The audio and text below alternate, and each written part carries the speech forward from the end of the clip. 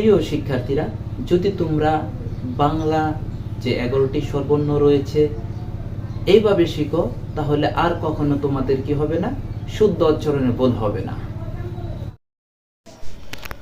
আজকের ক্লাসে আমরা শিখব বাংলা বর্ণমালার 11টি স্বরবর্ণের শুদ্ধ ও সঠিক উচ্চারণ।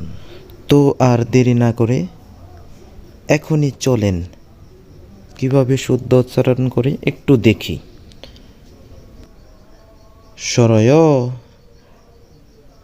সরায়া, রস্বই, দীর্ঘই, রস্যৌ, দীর্ঘ, রি, এ, ওই, উ, ও,